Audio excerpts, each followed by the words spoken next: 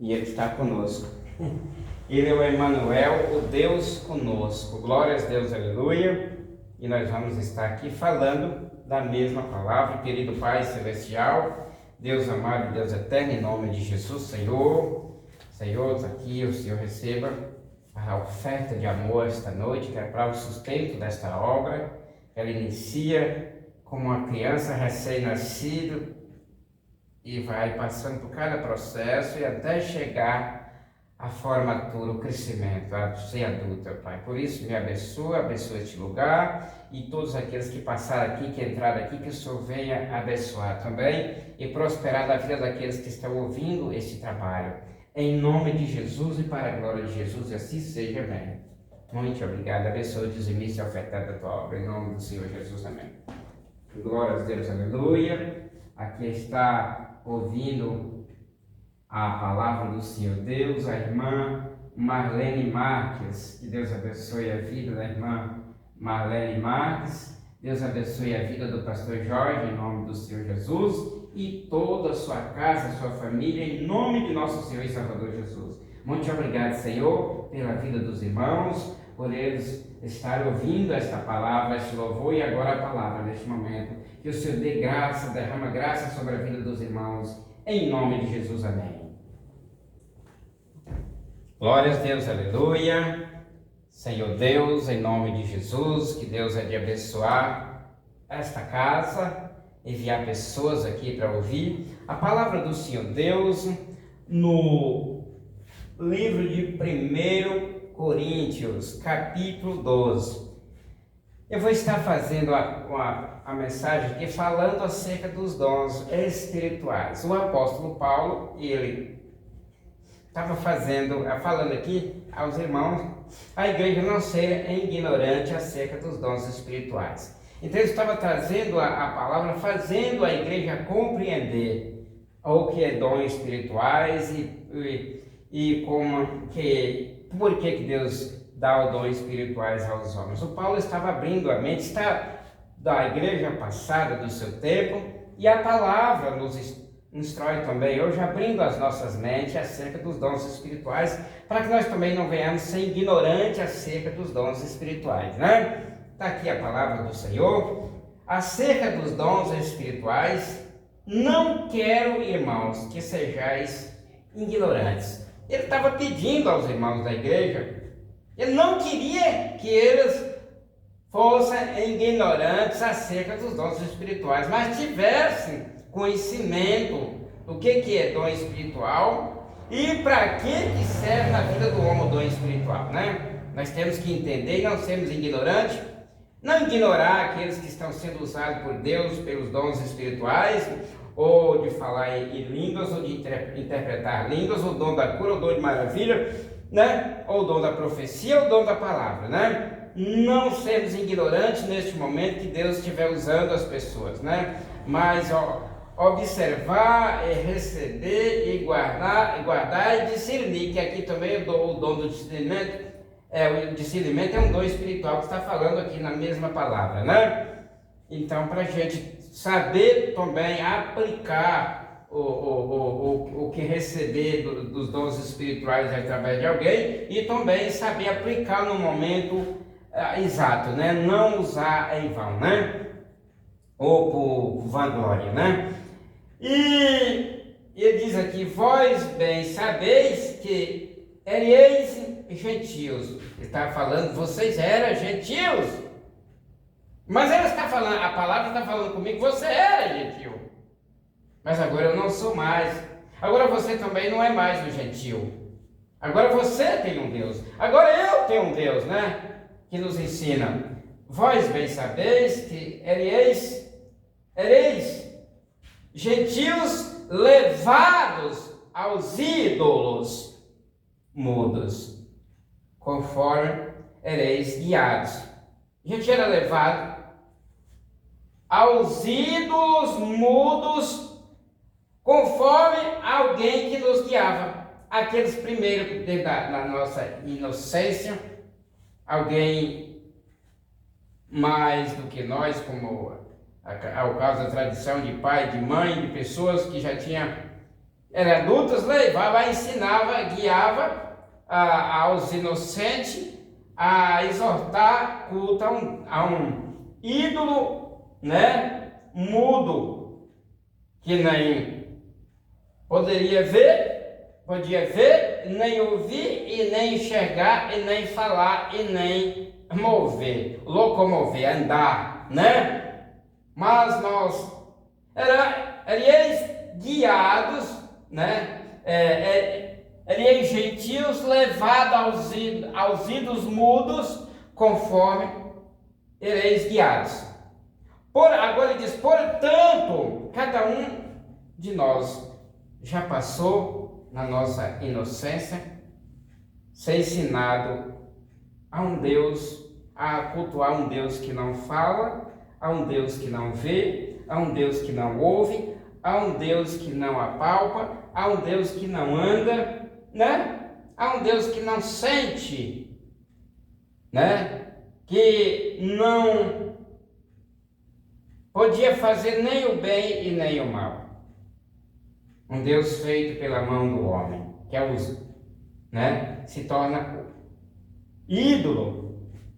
Talvez um Deus feito através de uma semelhança de uma pessoa famosa que já tinha passado o seu tempo, mas ele deixou uma fama, e a religião costuma construir dele um Deus mudo, um ídolo mudo, né?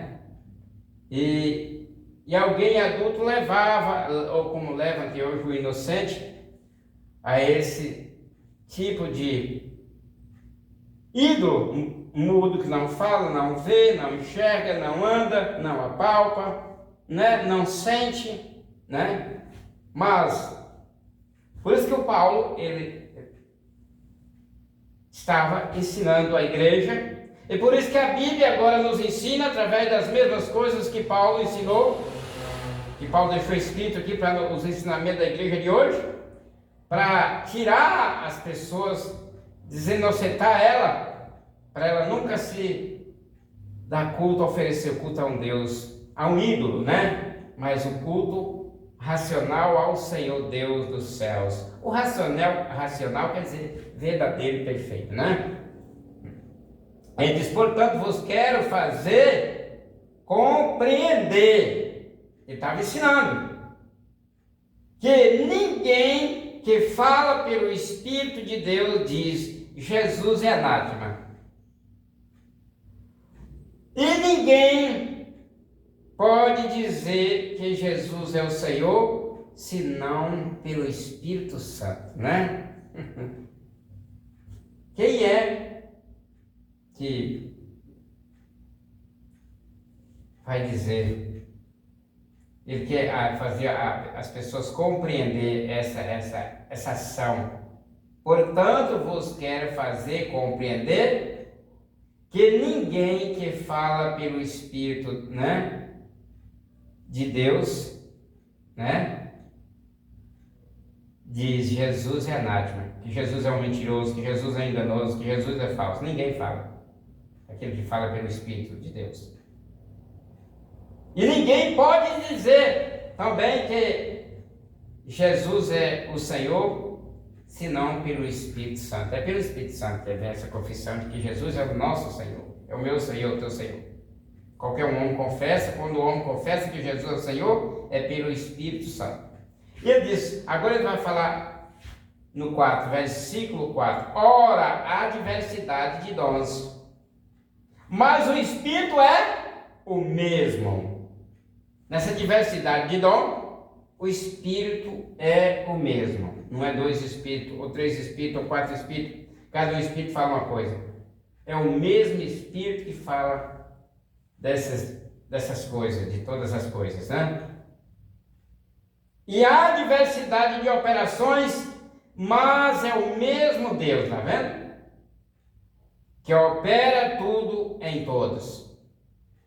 Nas operações, na diversidade de operações, Deus que opera é o mesmo Deus dos céus que opera tudo em todos. Mas a manifestação do Espírito é dada a cada um para o que for útil. Então, quer dizer, Deus não vai me dar, né, a manifestação do Espírito para mim fazer besteira, qualquer coisa. É dada ao homem a manifestação do Espírito para ele aplicar naquilo que é útil, né? Isso quer dizer não brincar.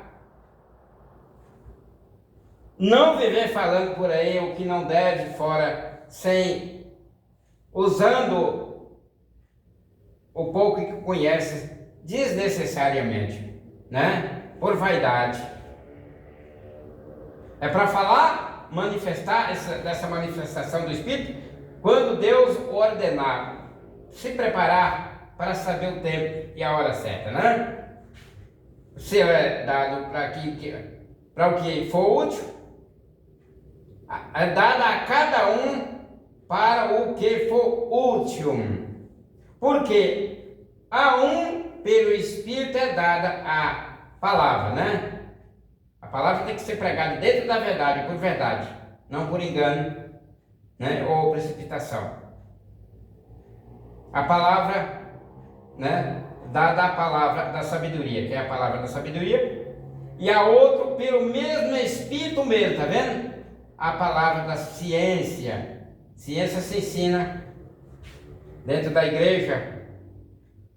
Deus fala com a igreja, né? Pela revelação, pela profecia, pela ciência e pela doutrina. É 4 pontos que você identifica Deus ensinando a igreja, né? Aqui, ó. Depois eu volto aqui no versículo 8 novamente. Glória a Deus, aleluia. No capítulo 14, 1 Coríntios, ele fala aqui no versículo 3: mas o que profetiza fala aos homens para edificação, exortação e consolação. A profecia tem 3 funções.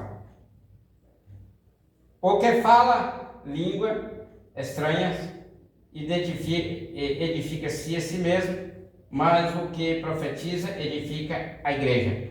A função. Aí ele continua falando: eu quero que todos vós faleis línguas estranhas, mas muito mais que profetizeis. Porque o que profetiza é maior do que o que fala línguas. Está vendo que ele é maior? Estranho. A não ser que também interprete, para que a igreja receba a edificação. Se o falador de língua tem o dom de falar língua e interpretar, aí ele falar em língua, ele vai procurar interpretar para também a igreja, não só o entendimento dele, mas toda a igreja receber edificação. Agora ele diz no 6: e agora, irmãos, se eu for ter convosco falando línguas estranhas, que vos aproveitaria, vírgula, se vos não falasse, ou por meio da revelação, tá vendo? Deus fala pela revelação, ou da ciência, 2, ou da profecia, 3, ou da doutrina, 4. O que eu falei está dentro da Bíblia, ele fez aqui uma pergunta. Então, se ele fez essa pergunta, a maneira de Deus falar com a igreja, né? Primeiro pela revelação, segundo pela ciência, terceiro pela profecia e quarto pela doutrina. É doutrinar o povo, né? Eu volto lá para o capítulo 12, versículo 8. Glória a Deus. Porque a um pelo Espírito é dada a palavra da sabedoria, e a outro pelo mesmo Espírito a palavra da ciência, e a outro pelo mesmo Espírito a fé, e a outro pelo mesmo Espírito os dons de curar, e a outro a operação de maravilhas, e a outro a profecia, e a outro o dom de discernir os espíritos, e a outro a variedade de línguas, e a outro a interpretação das línguas. Olha, ele dá esse dom para interpretar as línguas, né? É dado por Deus. Mas um só é o mesmo Espírito. Opera todas essas coisas, repartindo particularmente a cada um como quer. Glória a Deus. O Espírito Santo, né? O mesmo Espírito está dizendo aqui, o mesmo Espírito opera todas essas coisas, repartindo particularmente a cada um como quer. Como ele quer, não é como eu quero, né? Está aí a exortação que Paulo, no dia do seu ministério, deu para a igreja de Coríntios, né?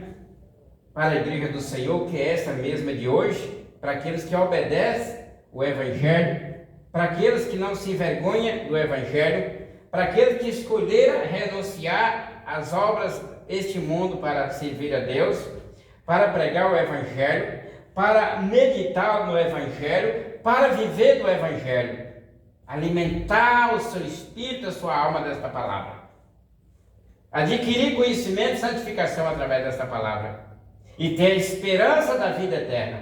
Por isso que Paulo foi usado por Deus para trazer esse ensinamento para mim e para você também nos dias de hoje.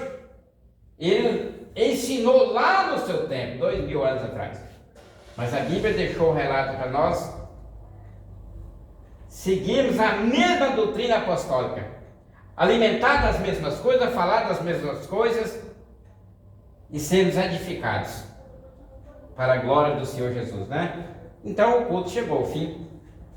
Glória a Deus, aleluia. Querido Pai Celestial, Deus amado e Deus eterno, em nome de Jesus eu te agradeço por este momento, por esta hora de estar aqui na tua presença, que a tua glória seja derramada sobre nós. Eu peço a Deus que abençoe o Brasil. Eu continuo falando que o Brasil, a nação brasileira, é uma herança do Senhor Jesus. Cuida da tua herança. 215 milhões de brasileiros. Esse povo é uma herança do Senhor Jesus. Que o Senhor Jesus cuide da tua herança, em nome de Jesus. Cuide de todos nós deste lugar. E abençoe os irmãos que estão assistindo este trabalho, em nome de Jesus. Que a irmã está do outro lado assistindo neste momento, que o Senhor abençoe a sua casa, a sua família, abençoe o irmão e toda a sua casa, os seus filhos, em nome de Jesus. Que a glória de Deus seja derramada sobre todos aqueles que estão ouvindo, os que apareceram seus nomes e os que não apareceram, e aqueles que irão ouvir dia por dia neste canal esta mensagem, em nome de Jesus. Que Deus continue abençoando nós a cada dia, que nós abrimos o canal e olharmos para esta pregação, para esta palavra, através desta palavra, que Deus vai nos encher do Espírito e nos visitar e nos curar e nos livrar de todas as tentações deste mundo. Deus, muito obrigado por esta noite. Muito obrigado por este culto, muito obrigado, Jesus. E a graça do nosso Senhor e Salvador Jesus Cristo e o grande amor de Deus e a comunhão do Espírito Santo seja derramado em nossos corações desde agora para todos sempre. Assim seja, amém. E este culto está encerrado em nome de Jesus e a paz do Senhor.